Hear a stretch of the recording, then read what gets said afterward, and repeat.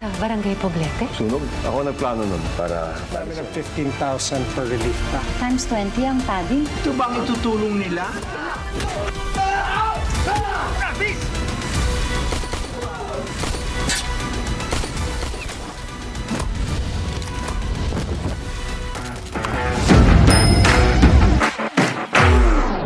Nagtanong si Jackie tungkol sa nangyaring sunog sa isang barangay.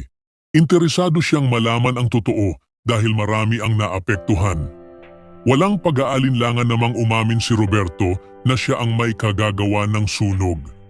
Ginawa raw niya ito upang mapaalis ang mga informal settlers sa lugar at tuluyang makuha ang lupa para sa kanyang sariling interes. Ipinahayag naman ni Miguelito na magdadala sila ng mga relief packs sa mga nasunugan. Ngunit hindi ito dahil sa malasakit, kundi dahil gusto nilang kumita. Ibinunyag ni Miguelito na tinubuan nila ng malaki ang mga relief packs, kaya mas lalo silang kikita habang kunwari tumutulong. Nang matanggap ni Tindeng at ng kanyang grupo ang mga relief packs, agad silang nagtaka. Kakaunti lamang ang laman ng mga ito at halatang tinipid. Dahil dito, nagduda si Tindeng na may anomalya sa pondo. Nagpasya siyang alamin kung magkano talaga ang ginastos at bakit tila may pandaraya sa ginawang tulong. Samantala, nagkita muli sina Ponggay at ang tinatawag na Mystery Man.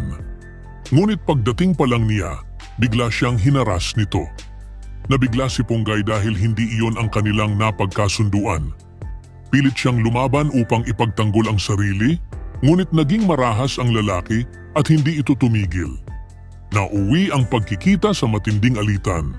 Sa parehong oras, sumugod si Tanggol at hinarap ang mga tauhan ni Divina.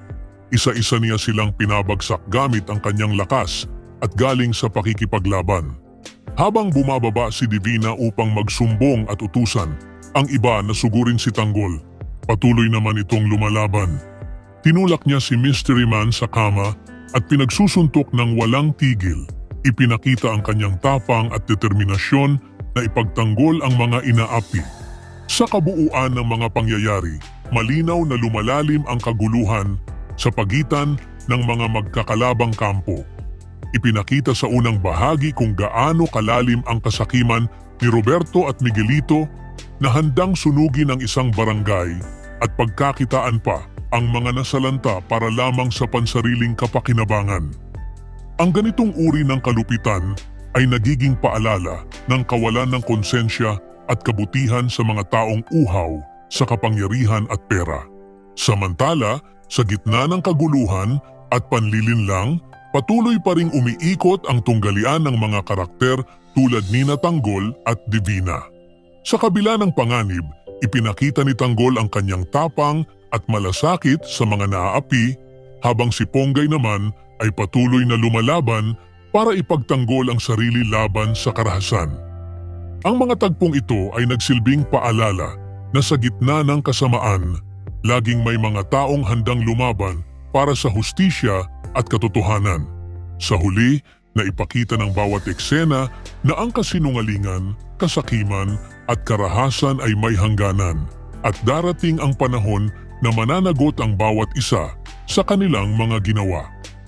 Ang laban ni Tanggol, Ponggay at ng iba pa ay hindi lang para sa sarili, kundi para sa prinsipyong ang tama ay kailanman hindi dapat talunin ng mali.